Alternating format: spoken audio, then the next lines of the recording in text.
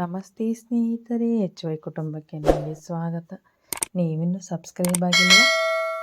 ಮತ್ತೆ ತಡ ಹೋಗಿ ಸಬ್ಸ್ಕ್ರೈಬ್ ಮಾಡಿ, ಬೆಲ್ಲೈಕನ್ ಮೇಲೆ ಕ್ಲಿಕ್ ಮಾಡಿ. ಇವತ್ತಿನ ರೆಸಿಪಿ ಅವರೆಕಾಳು ಕಡಲೆಬೇಳೆ ವಡೆ. ಬೇಕಾಗುವ ಸಾಮಗ್ರಿಗಳನ್ನು ನೋಡ್ಕೊಳ್ಳೋಣ ಬನ್ನಿ.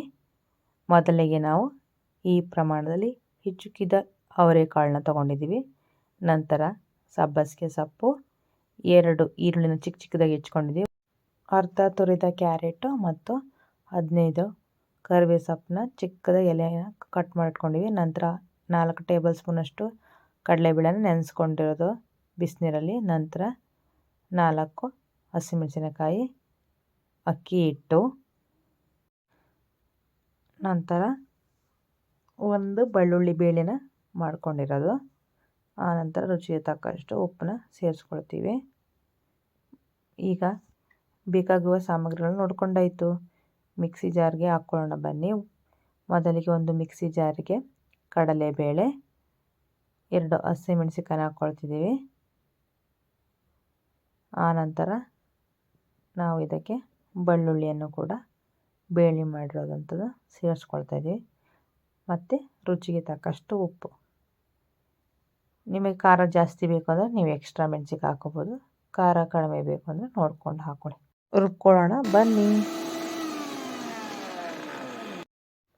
ನಂತರ ನಾವಿಲ್ಲಿ ವಡೆಯನ್ನು ಕರ್ಕೊಳ್ಳಲು ಎಣ್ಣೆನ ಕಾಯಕ್ಕಿಡ್ತಾ ಇದ್ದೀವಿ. ನೋಡಿಕೊಂಡು ಹಾಕ್ಕೊಳ್ಳಿ. ನೀವು ಜಾಸ್ತಿ ಪ್ರಮಾಣದಲ್ಲಿ ಮಾಡ್ತಿದ್ದೀವಿ ಜಾಸ್ತಿ ಎಣ್ಣೆ ಹಾಕೋಬೋದು, ಕಡಿಮೆ ಪ್ರಮಾಣದಲ್ಲಿ ಅಂದರೆ ಕಡಿಮೆ ಎಣ್ಣೆಯನ್ನು ಹಾಕೋಬೋದು. ನಂತರ ಈ ಸೈಡು ನಾವು ನೆನೆಸಿಟ್ರಂಥ ಹಿದಿಕಿದ ಅವರೆಕಾಳನ್ನ ತಗೊಳ್ಳೋಣ. ಇದು ಕೂಡ ಚೆನ್ನಾಗಿ ನೀರು ತೊಳಿಬೇಕು.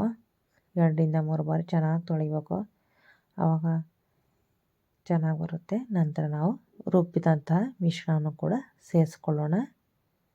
ನುಣ್ಣಗೆ ರುಬ್ಕೊಡಿ. ಈ ಕನ್ಸಿಸ್ಟೆನ್ಸಿಯಲ್ಲೇ ಇರಲಿ, ನೀರೇನು ಎಕ್ಸ್ಟ್ರಾ ಹಾಕೋದು ಬೇಡ. ನಂತರ ನಾವು ಇದಕ್ಕೆ ಸಬ್ಬಸಿಗೆ ಸೊಪ್ಪನ್ನು ಕೂಡ ಸೇರಿಸ್ಕೊಳ್ಳೋಣ.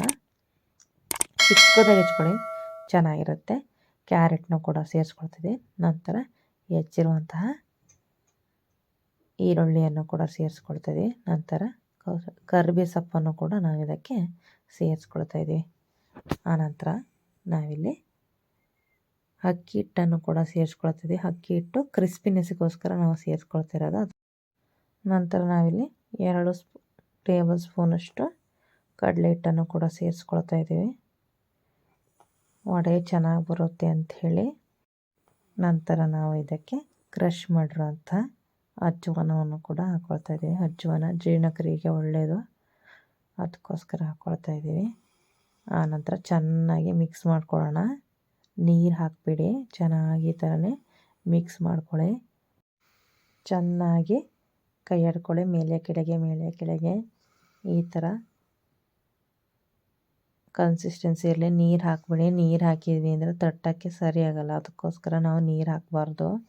ಚೆನ್ನಾಗಿ ನೀಟಾಗಿ ಕಲಿಸ್ಕೋಬೇಕು. ಕಲಿಸ್ಕೊಂಡೇನೋ ಆಯಿತು. ಈಗ ಎಣ್ಣೆಯನ್ನು ಕಾಯ್ದೆ ಇಟ್ಟಿದ್ವಿ. ಒಂದೊಂದಾಗಿ ವಡೆನ ತಟ್ಟಿಬಿಡೋಣ. ನಿಮ್ಮ ಕೈಲಾದರೆ ಕೈಯಲ್ಲಿ ತಟ್ಟಿ, ಇಲ್ಲ ಅಂತ ಹೇಳಿದರೆ ನೀವು ಎಣ್ಣೆ ಕವರ್ ಇರುತ್ತಲ್ಲ ಅಥವಾ ಬಟರ್ ಪೇಪರ್ ಇರುತ್ತಲ್ಲ ಆ ಥರನೂ ಕೂಡ ತಟ್ಬೋದು. ಎಷ್ಟು ಬೇಕೋ ಅಷ್ಟು ತಟ್ಕೊಳ್ಳಿ. ನಾವು ಸಣ್ಣ ಪ್ರಮಾಣದಲ್ಲಿ ಮಾಡಿದ್ದೀವಿ, ನೋಡ್ಬೋದು ಎಷ್ಟು ಚೆನ್ನಾಗಿ ಬಂದಿದೆ ಅಂಥೇಳಿ. ಚೆನ್ನಾಗಿ ಬೇಯಿಸ್ಕೊಳ್ಳಿ.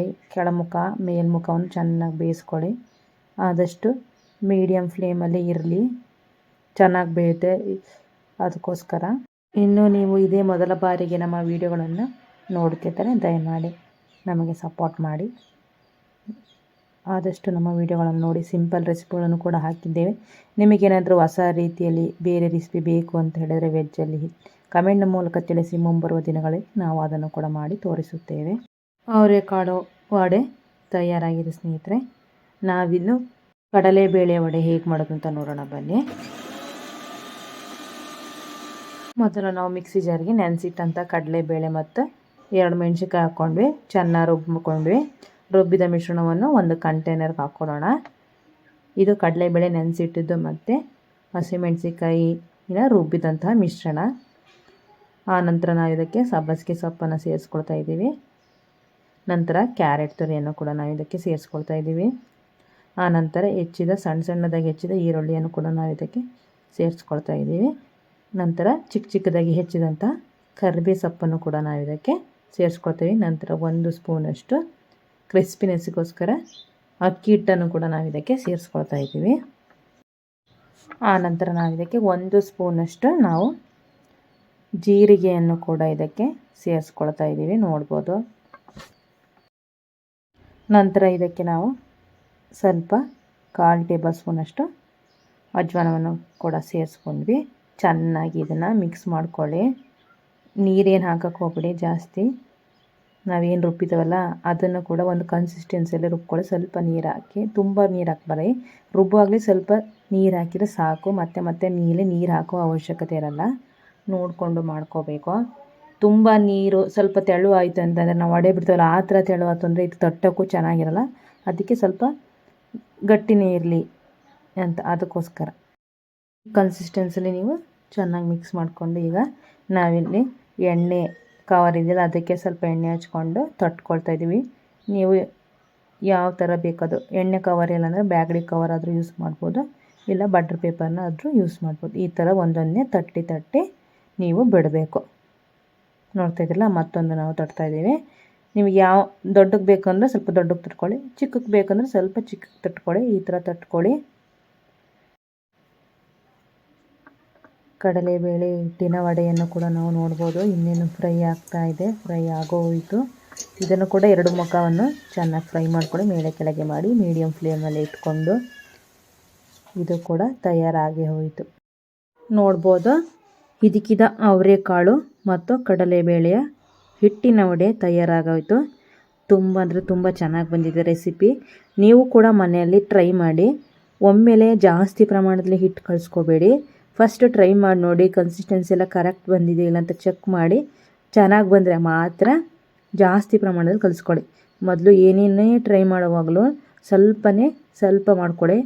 ಚೆನ್ನಾಗಿ ಬಂದರೆ ಮತ್ತೊಂದು ಸತಿ ಮಾಡ್ಕೋಬೋದು. ಅದಕ್ಕೋಸ್ಕರ ನಾನು ಈ ಟಿಪ್ಸ್ನ ಹೇಳ್ತಿದ್ದೀನಿ. ಈ ವಿಡಿಯೋ ಹೇಗಿತ್ತು ಅಂತ ನಿಮ್ಮ ಕಮೆಂಟ್ನ ಮೂಲಕ ತಿಳಿಸಿ. ಮತ್ತೆ ಮುಂದಿನ ವಿಡಿಯೋದಲ್ಲಿ ಸಿಗೋಣ. ಧನ್ಯವಾದ.